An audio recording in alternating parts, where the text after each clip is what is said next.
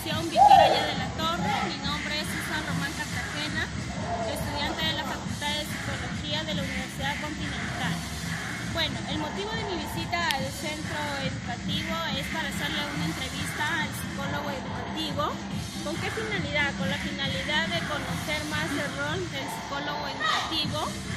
Además, también saber qué tanto conoce la sociedad acerca del psicólogo educativo en un centro de la institución, y también de qué manera está integrado los sistemas tanto educativos como gubernamentales, en el cual aseguren la calidad de la educación en el estudiante. A continuación vamos a pasar a la oficina del psicólogo que nos está esperando para hacerle la entrevista. Bueno, ya estamos aquí con el psicólogo educativo, el doctor Alexander Huanca. Antes de empezar con la entrevista, me gustaría saber acerca de su trabajo, o sea, un pequeño síntesis curricular de su trayectoria. Bien, muy buenas tardes. Bueno, yo tengo dos carreras. Mi primera carrera es licenciado en educación y la segunda es licenciado en psicología. Me interesó mucho desde que era educador el problema de niños en lo que es el área de lenguaje y aprendizaje, lo que me llevó a especializarme en estas dos áreas, en problemas de lenguaje y problemas de aprendizaje. Me di cuenta que me faltaba más para comprender estas problemáticas, así que hice estudios en psicopedagogía. Al final me di cuenta que todos los problemas de lenguaje y de aprendizaje tienen una base neurológica. Y eso fue lo que me motivó a terminar haciendo una segunda maestría en neuropsicología para poder entender mejor los problemas de lenguaje, aprendizaje y abordarlos. Actualmente el campo en el que me desempeño es básicamente en dar terapias de lo que es lenguaje, aprendizaje, o en su defecto trabajar en dar capacitaciones, dictar cursos, diplomados o maestrías en donde tengan básicamente estas temáticas. Una de las preguntas que me gustaría hacerle es, como psicólogo pedagogo, digamos, cuando usted ingresa a un centro educativo, ¿cuál es el objetivo desde su punto de vista, desde su enfoque? Bien, el psicólogo educativo debe de cumplir varias funciones. Una de ellas, por ejemplo, es trabajar la parte preventiva, la parte de salud preventiva en el caso de la población infantil, ¿correcto? Detectar, por ejemplo, cuáles son las dificultades que hay en el aula a nivel conductual, a nivel emocional, por ejemplo, y también a nivel de aprendizaje, para poder hacer las derivaciones necesarias a las instituciones especializadas y puedan hacer los abordajes respectivos. Esa es una área, pero otra área también está muy relacionada con el trabajar lo que nosotros llamamos en psicología la psicoeducación. Y la psicoeducación, ¿qué implica? Por ejemplo, trabajar lo que es las escuelas de padres en temáticas que estén relacionadas con respecto a la problemática nacional y por ende la problemática institucional, local e institucional. También en esta parte el psicólogo educativo debe liderar las capacitaciones en los docentes en temas que estén relacionados, por ejemplo, problemas de aprendizaje, problemas de lenguaje, así como también inclusión educativa, porque tenemos muchos niños incluidos y que tienen habilidades diferentes. Por lo tanto, ¿cómo hago que la profesora ayude a este niño si no tiene información respectiva, si es autista, si es hiperactivo o no es hiperactivo, o tiene algún problema de lectura, una dislexia, etc.? Tengo que empezar por psicoeducar a ellos. Y por otro lado también tengo que ver cómo está la parte de la atmósfera de trabajo entre docentes, entre personal administrativo, porque por ese lado también tengo que brindar un fortalecimiento y difundir todo lo que hago. Para esto, haciendo un análisis de todo esto, hago un programa de trabajo anual, y en ese programa de trabajo anual establezco cuáles son los contenidos que quiero trabajar en función a las normativas nacionales y en función a las problemáticas locales e institucionales. De ahí sale mi sábana de contenidos y de ahí salen los talleres que más adelante daré para diferentes grados, ¿no?, de acuerdo a las características y necesidades. Básicamente, en esto En realidad el psicólogo hace una serie de actividades, pero podemos concretar. Y solamente estos 3 puntos en realidad son un trabajo muy arduo. Justo usted comentaba que también trabajaba con los padres de familia, pero como vemos que hoy en día no todos los padres se involucran en cuanto a la educación de sus hijos, ¿cómo hace usted para integrar a esos padres de familia para que puedan ayudar a sus hijos? Bien, en este caso, lamentablemente nosotros no podemos llegar más allá del permiso o de lo que el padre quiere para su hijo. Es por eso que al iniciar el año se le solicita a cada padre de familia, el psicólogo educativo debe de solicitar a cada padre de familia un informe psicológico de cómo está ingresando su niño, y a la vez, si este niño presenta dificultades, firmar un contrato en el cual el padre tendrá que seguir las indicaciones que se establecen, ¿no? Si tiene, por ejemplo, problemas de lenguaje, pues asumir el padre de que realmente este niño necesita llevar terapias, y ahí es donde entra nuestra labor de concientizar. Más allá de eso, por más que querramos hacer, no podemos ir, ¿no? Porque ya se nos dificulta a nosotros.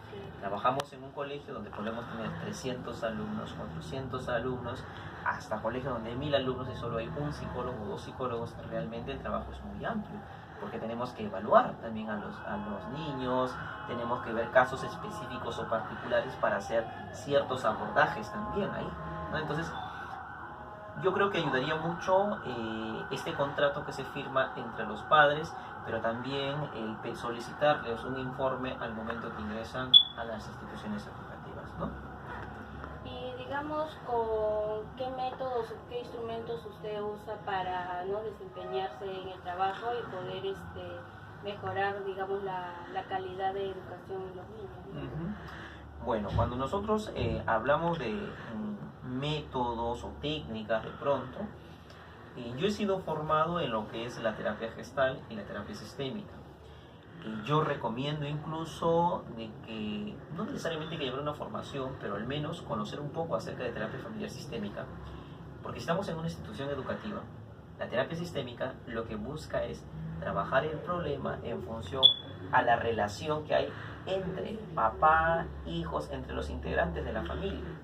Por lo tanto, muchas veces en las sesiones con las que trabajo con los padres o en los talleres, hago actividades dinámicas o utilizo algunas técnicas propiamente de la terapia familiar sistémica y también de la terapia gestal, porque la terapia gestal te permite un poquito ser más lúdico con muchas dinámicas que tiene, ¿no? Entonces, utilizo básicamente conocimientos de estas 2 escuelas psicoterapéuticas, que también lo cognitivo-conductual es interesante, ¿no? Pero va a depender de la naturaleza de cada niño también. Y también va a depender de las normas establecidas por la institución educativa. Porque uno puede hacer mucho, pero pues no le vas a poner a un niño, por ejemplo, el tiempo fuera cuando la institución educativa no quiere que se trabaje de esa manera, porque pueden tener una percepción distinta acerca, no conocen en realidad el trabajo, ¿no? Entonces es necesario tener un abanico de técnicas y talleres para poder trabajar este tipo de situaciones. Y digamos que dentro de los problemas que hay en el alumnado en sí, ¿cuáles son los problemas más frecuentes o digamos que han sido derivados a su área? Bueno, en gran medida violencia familiar, bastante violencia familiar y sobre todo violencia psicológica. Hay bastante maltrato psicológico en niños de inicial, de primaria, de secundaria. Esos son los casos más comunes, seguidos ya de lo que vendría a ser el bullying, ¿no? Es muy común ver este tipo de dificultades y problemas de carga emocional y conductual. Casi todos vienen por eso, ¿no? Siempre un niño, o por lo general por la experiencia, una gran población de niños que tienen problemas conductuales, a la vez tienen problemas emocionales, y hay un factor común, que hay violencia familiar en casa. Entonces, estos son los más comunes, ¿no? Podríamos hablar de otros, como por ejemplo el cutting, que hay niños que también secundaria que se cortan, ¿no? Y dificultades a nivel de las redes sociales, por ejemplo. Una niña, en algunas ocasiones, en el colegio sucedía, de que hacía un videíto un poquito erótico y se lo pasaba a la compañerita y después todo el salón lo tenía y el colegio lo tenía y bueno, esos son las redes sociales en la actualidad. También son un problema para nosotros cuando no son bien orientadas, bien trabajadas, o los padres no establecen los límites, o en las instituciones educativas no se establecen los límites para utilizar ese tipo de medio de comunicación. Digamos que en base al trabajo que usted desempeña, ¿bajo qué corriente psicológica usted se basa? Bueno, como te mencionaba hace un momento, no, yo trabajo muchísimo lo que viene a ser las corrientes psicológicas que están dentro del enfoque humanista. Dentro del enfoque humanista ahí tenemos nosotros la sistémica, la gestal, básicamente sobre ellas trabajo. Pero si me tocara trabajar, por ejemplo, en una institución, en un CEBE, que es una institución para niños con habilidades diferentes, pues ahí tendría que utilizar otros métodos y otras técnicas basadas en lo que es cognitivo-conductual, sobre todo conductual, porque estás trabajando con niños que tienen discapacidad severa. Entonces va a depender aquí de la institución en la que tú te encuentres y de las necesidades que tengas, ¿no? Yo puedo estar formado en tales corrientes, en tales enfoques, pero en esta institución eso no va a resultar. Podré tomar alguna, pero lo que va a primar serán otras que estén de acuerdo con como que integrar un poco de todo para sacarlo mejor el de cada uno, el psicólogo tiene que... muchas veces pensamos que los psicólogos educativos no necesitamos de repente tener una formación en escuelas, y sí es necesario tener una formación en escuelas, porque eso te va a dar herramientas para saber qué es lo que tienes que hacer frente a determinadas situaciones y frente a determinados contextos, ¿no? Y no pedir consejitos a los compañeros, oye, tengo este niñito acá, ¿qué hago por acá? ¿Qué hago por acá? Pues, ¿no? Cuando no tenemos una buena base. Y digamos que dentro de la institución donde usted se ha desempeñado, ¿qué problemas, o sea, ha enfrentado, digamos, no con los alumnos ni con los padres, sino de repente con los docentes o con el director, bajo qué lineamientos, cuáles son las políticas que, digamos, que tiene el centro, del cual le haya impedido, digamos, poder desarrollarse de manera amplia, ¿no? Yo creo que en muchas instituciones educativas, y esto me ha pasado, cuando he llegado a las instituciones educativas, los psicólogos no tomamos el liderazgo. La percepción que tienen muchas veces los docentes, y esto lo tenía yo he sido 10 años docente de aula como licenciado en educación, entonces mi percepción era, se porta mal, llévalo al psicólogo. ¿Qué hace el psicólogo? ¿Qué hará? Creo que no hace nada porque está encerrado en su consultorio y más no sabemos del psicólogo. Entonces, esa es una percepción negativa que tenemos muchas veces los docentes. Caramba, el psicólogo se la lleva fácil porque ¿qué hace? Ahí está con el niño un par de ratos, conversa un poquito, pero al final el niño ingresa al aula y sigue con su problema, ya va a acabarse todo el año escolar y sigue teniendo un problema. El psicólogo no ha ayudado en nada, o no le hace una evaluación, o no le hace un tratamiento. Debe hacerle un tratamiento, por eso está el psicólogo, ¿no? Tiene problemas emocionales que el psicólogo le da tratamiento. ¿Por qué sucede eso?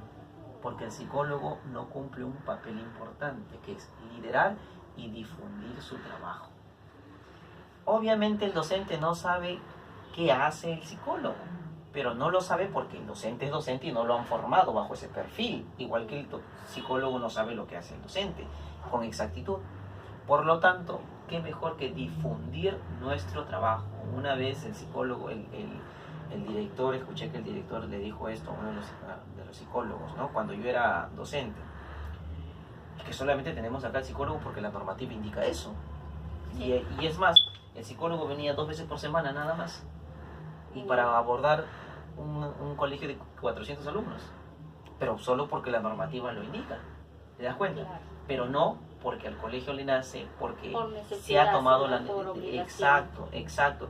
Y ahí es donde fallamos, porque no difundimos lo que hacemos.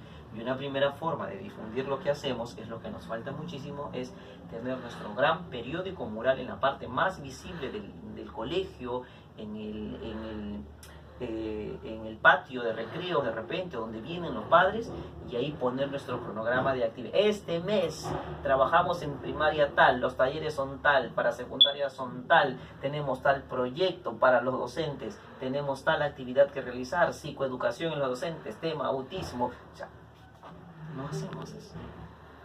Yo les pregunto, ¿a cuántos colegios han ido ustedes y en cuántos colegios hay un buen periódico mural donde se difunde lo que hacemos mes por mes? No hay casi. Por eso que tenemos esa percepción negativa de los docentes mismos, de los padres de familia, porque ellos piensan que hacemos tratamiento y nosotros no hacemos tratamiento, no hacemos una intervención prolongada en estos niños, porque no lo difundimos. Estamos perdiendo mucho territorio en eso. Entonces no hay una difusión y yo creo que ese es un problema que tenemos nosotros que solucionar, ¿no? ¿Y de qué manera usted trabaja con los docentes? Digamos que al inicio del año escolar usted revisa la malla curricular de cada docente, lo orienta. ¿Cómo es, digamos, esa función en cuanto al psicólogo con el docente? Bien, con respecto a la malla curricular, ahí los psicólogos no entramos mucho porque ¿quién mejor que el docente para dominar su malla curricular si es que el docente sigue los criterios establecidos por el DSN, que es el Diseño Curricular Nacional? Es el documento que el Estado da y que todo docente debe de seguir ese patrón y hacer las diversificaciones según indica las normativas. Entonces, no es nuestro campo ingresar a los contenidos temáticos que van a desarrollar ellos, porque ellos, a menos que sea una institución educativa donde no se cumplan las normativas. Pero si nosotros, por ejemplo, tenemos que primero trabajar un buen clima laboral con los docentes. Yo creo que una de las actividades iniciales que debe hacer el psicólogo es trabajar el buen clima laboral en el primer mes o en los primeros meses con los docentes. Generar un vínculo, una confianza que vaya de la mano con psicoeducación en temáticas que se necesiten de acuerdo a la información que obtenemos. ¿Cuántos niños con habilidades diferentes tenemos en primero A? Ah, yo tengo 3, yo tengo uno que creo que es autista porque no entiende, yo tengo 3 hiperactivos, 4... Ah, ya está. Están rotulando, no tienen diagnóstico, pero sin embargo rotulan. Psicoeducación para ellos, por ejemplo. Trabajar muchísimo la parte de clima laboral, correcto, la parte de psicoeducación con los docentes. Son temáticas en donde entramos nosotros, debemos de entrar con mucha fuerza. Y bueno, ya para terminar la última pregunta, digamos que dentro del centro educativo ingresa un niño con habilidades especiales. Como psicólogo educativo, ¿cómo lo llega, digamos, a incluir en un aula? ¿Qué evaluación se le hace? ¿No se le evalúa? ¿Cómo se hace en esos casos? Es realmente muy complicado si es que el psicólogo no tiene conocimientos de educación especial o si es que el psicólogo de pronto no maneja conocimientos acerca de la inclusión educativa o de los tipos de discapacidades que pueden haber y de los grados de discapacidades. Entonces, en este caso, el trabajo no solamente es del psicólogo, sino también es del docente. ¿Qué hace el psicólogo? Recibe a este niño con un informe psicopedagógico. Debe de venir este niño con su informe psicopedagógico, porque si el niño no viene con un informe psicopedagógico, pues entonces el psicólogo tendrá que armar todo ese informe psicopedagógico, y no es dable que un niño que ingrese a un colegio, pase a 4º grado y sea cambiado de institución a otra institución y tenga habilidades diferentes asociados a una discapacidad cognitiva, que puede ser un retardo mental leve, entre otras más, que no venga con su informe. Tiene que venir con su informe psicopedagógico, porque ahí está cómo está la situación en la que se encuentra el niño, y entonces en función a eso hacerle una reevaluación, comparar los resultados y ver las líneas de trabajo que se tendrán que elaborar en función a las necesidades que tiene este niño. Instrumentos, pues en realidad existen muchísimos instrumentos, listas de cotejo, el Stanford Binet, ¿correcto? Claro está que no vamos a aplicar un Stanford Binet, por ejemplo, en todos los niños que vienen con estas dificultades, porque el tiempo no nos alcanzaría. Pero hay instrumentos mucho más sencillos, como por ejemplo uno que evalúa la madurez social, el Binelam, por ejemplo, sobre todo las listas de cotejo que podemos utilizar, ¿no? Y ver cómo está su CI también, ¿no? Entonces, en función a eso, registrar la situación en la que llega, comparar con el informe que viene y orientar al docente para que trabaje los procesos psicológicos básicos que a este niño le falta madurar. Muchas veces en ellos no se pide, en los que son retardo mental, por ejemplo, no se pide que en 4º de primaria sepa multiplicar, dividir, no. Es que a veces lo toman, ay, pobrecito, no hay que exigir. ¿Eso por qué? Porque el psicólogo no ha orientado al docente. El objetivo en este niño, el profesor, no es que sume igual que el resto o que multiplique igual que el resto, sino que este niño desarrolle los procesos psicológicos básicos para la matemática y trabaje una matemática funcional que le sirva para su vida.